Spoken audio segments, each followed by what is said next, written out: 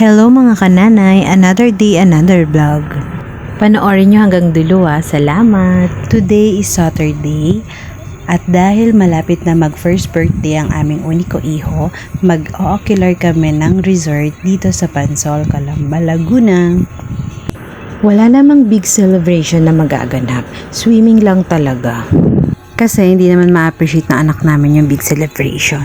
Meron din kaming kasamang family, yung mga available at kayang pumunta.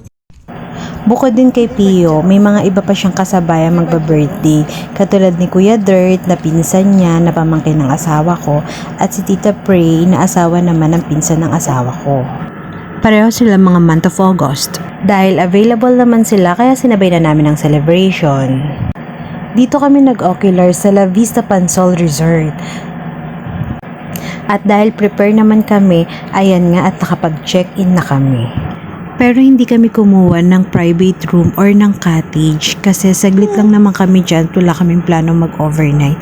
Pina-experience lang namin kay Pio na mag-swimming. Sa totoo lang, hindi ito ang first swimming ng anak namin, pang third na ito. Yung second niya, doon namin siya nakitaan na gustong-gusto niya talaga ang swimming. Yung first naman niya, hindi naman siya nakapag-swimming. Maikwento ko nga lang. Nung sinelebrate namin ang 9 months anniversary namin mag-asawa, nag-swimming kami sa Tagaytay sa may Balay Antonio Resort. Kaya lang, inabutan naman kami ng bagyo, kaya hindi nakapag-swimming si Pio. Pagpunta pa lang namin doon, umaambon na. Nung dumating kami, umuulan na. Tapos, yung tubig sa swimming pool, sobrang lamig. Dahil 22 hours naman kami doon, kinabukasan na lang namin dapat siya pag-swimming. Kaya lang, kinabukasan naman, naku po, meron naman daw bagyo. Umuulan na din yun, kaya ang nag-swimming lang yung asawa ko. Tinapos lang namin yung 2 hours, umuwi na rin kami. Kaya yung masayang staycation dapat namin naging bed staycation na lang.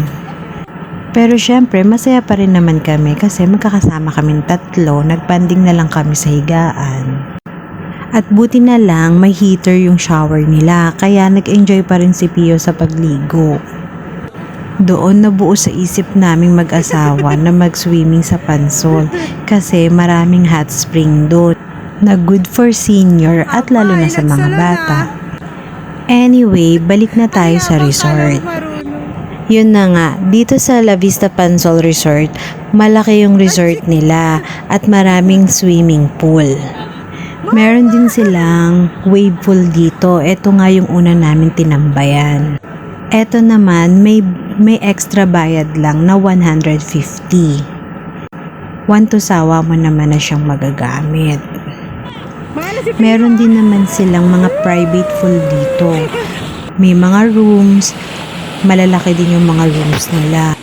After nga namin magtanong-tanong, ayan, napa-check-in na nga kami.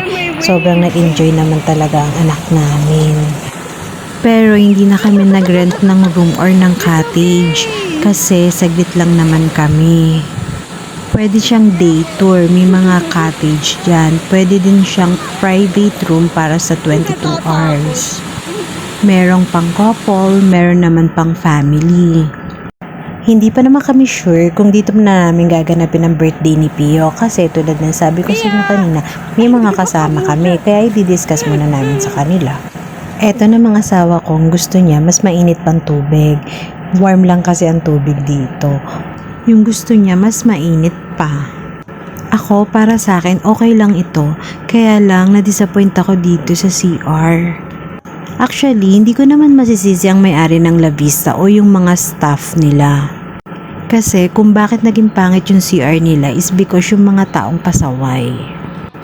Hapon na kami nung dumating dyan, meaning marami na nag-swimming. May mga tao kasing walang pakialam.